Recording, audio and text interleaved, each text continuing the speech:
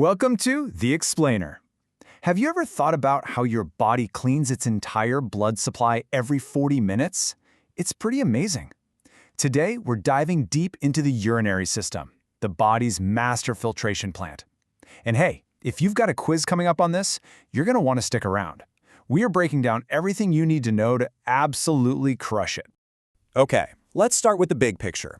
You can see it right here. You've got two kidneys, two ureters, the bladder, and the urethra. And honestly, the main idea is super straightforward. The kidneys are like these little factories that make urine, and everything else is just the plumbing to get that urine out of your body. Simple as that. So here's our game plan for today. We'll start with the basics of filtration, then jump back in time to see how kidneys are built, from the very beginning. We'll look inside the kidney's anatomy, zoom way in on the tiny engine called the nephron, break down the 3 key steps of making urine, and finish up with the hormones that run the whole show. We've laid it all out to make studying a breeze. Let's get into it.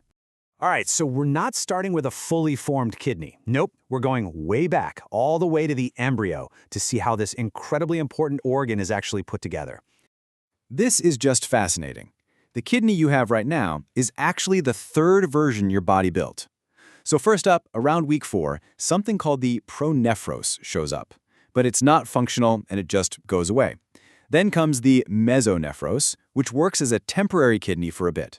And finally, around week 5, the metanephros starts to form. And by week 9, boom, that becomes our permanent, lifelong kidney. Third time's the charm, right?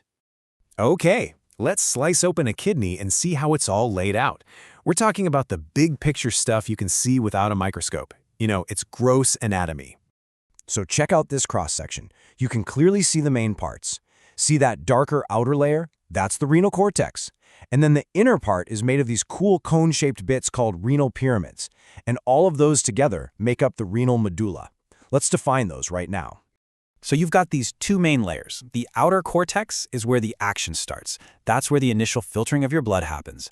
Then, that inner medulla with those pyramids, that's where the really crucial work of concentrating the urine gets done. Okay, so after all that work in the cortex and medulla, where does the finished urine go? It all collects right here, in this central funnel called the renal pelvis. Think of it as the collection point right before the urine leaves the kidney and heads down the ureter. All right, listen up, because this is a huge concept for any exam. The blood flow in the kidney is super unique. Blood comes in, goes into the glomerulus. That's the first set of tiny capillaries where filtration happens. But here's the wild part. Instead of going to a vein, it flows into a second arteriole, which then leads to a second capillary bed for reabsorption. 2 capillary beds in a row. That's the secret sauce that makes this whole system work. Now that we've got the big picture and the blood flow down, let's zoom in. Way in. We're going down to the microscopic level to find the nephron, the tiny engine that is the true workhorse of the kidney. Get this. Each one of your kidneys is packed with about 1 million of these tiny, powerful engines called nephrons. Just think about that. 1 million of them all working together all at once. And here it is. This is the nephron. It's got 2 main parts. You see that little ball? That's the renal corpuscle. That's the filter. And then you have that long, winding tube attached to it. That's the renal tubule. And it's basically the processing plant that turns the filtered stuff into actual urine. Now, the path that the fluid takes is super specific. It starts in the proximal convoluted tubule, goes down and up through the loop of Henle, moves into the distal convoluted tubule, and finally drains into the collecting tubule. You absolutely have to know that order because each one of these sections does a very different, very important job. Okay, this slide is pure gold for your study notes. It breaks it all down. The renal corpuscle just filters. The proximal tubule does most of the heavy lifting, reabsorbing all the good stuff. The loop of Henle's main job is to set up a salt gradient. We'll get to that. And then the last 2 parts, the distal and collecting tubules, they just do the fine-tuning, usually with help from hormones. Seriously, screenshot this slide. So we have 1 million nephrons, but how do they actually make urine? Well, it boils down to this beautiful, super efficient 3-step process. Honestly, if you remember anything from today, make it these 3 steps. The logic here is just brilliant. Step 1, filtration. Just dump pretty much everything small out of the blood. It's not picky. Step 2, reabsorption. Now carefully pull back everything the body actually needs. Water, sugar, salts, all the good stuff. And step 3, secretion. Actively push any last bits of junk from the blood into the tubule to get rid of it. So it's filter, Reabsorb, secrete. That's it. And check out this stat. This just shows you how important that second step, reabsorption, really is. Your kidneys filter 45 gallons of fluid every single day. Can you imagine making 45 gallons of urine? No way. The reason we don't is that almost 99% of that fluid gets pulled right back into your blood. It's incredible.